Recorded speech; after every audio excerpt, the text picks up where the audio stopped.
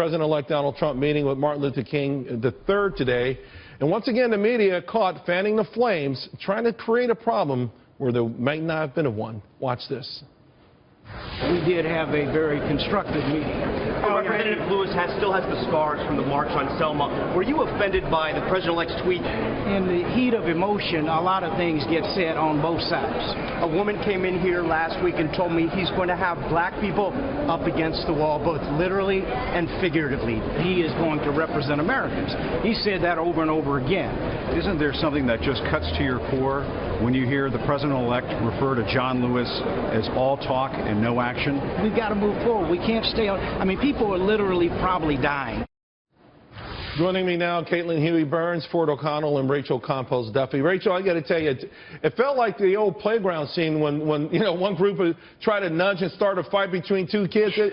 I cannot believe this. They really tried to bait over and over again, trying to ignite a firestorm and make this so-called controversy even more so. Yeah, and his grandson really held up that legacy in such a beautiful way by not taking the bait and really trying to be the peacemaker, which is exactly what Martin Luther King would have wanted, to bring both sides together, to be the instrument of peace in a situation like that. And look, I mean, I think, by the way, John Lewis has already sent out fundraising letters based on his spat with Donald Trump. And I think that this really smacks of a lot of politics and not a lot of substance, which is what we need moving forward for this country. There's no doubt about it, Ford, but Martin Luther King III, Martin Luther King's son, was 10 years old when his father was assassinated.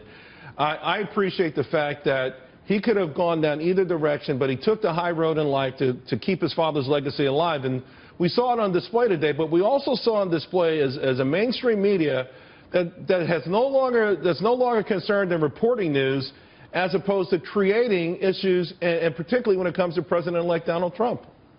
Well, I commend Martin Luther King III for trying to diffuse the situation, take a higher ground. But understand something about the Trump-Lewis spat. This is opium for the media. It has all the ingredients: ratings, hurt feelings, and disgust for Donald Trump. And I'll tell you something else that the media isn't pointing out. Yes, John Lewis deserves respect for being a civil rights icon, but you have to also understand he's a Democratic politician with an agenda. And 16 years ago, long before Barack Obama, he pulled this same stunt with George W. Bush after another bruising election. Right. This is about the Democrats trying to push a narrative that basically Trump is an illegitimate president and that he's manning a bastard presidency. They couldn't get this done with Joe Blow, some white Democrat from Massachusetts or Connecticut, so now they're going to shroud themselves in the civil rights icon so that they can push a message forward. Unfortunately, my issue is I do think that Donald Trump could have been a little bit smarter in his response. Yeah, I mean, I think there are several Republicans who said that, but getting back to the crux of the matter here, Caitlin, is the media,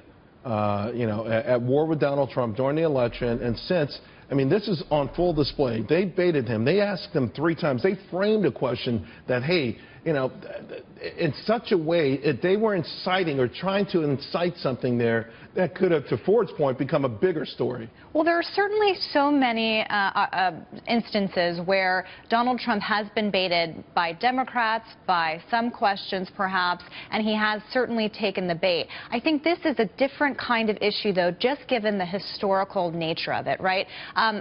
The wounds are still pretty deep among particularly African-American lawmakers because of Donald Trump and the birther issue, right? So that's kind of some of the framework for this.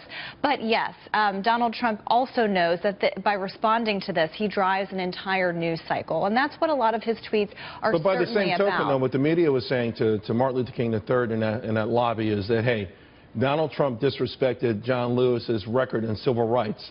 That didn't come up during the tweet storm that I saw. But that was the narrative, in my mind, that they were trying to create in that lobby, and they wanted Martin Luther King III to further it, to take the bait, and to make this perhaps even something more incendiary than it had to be.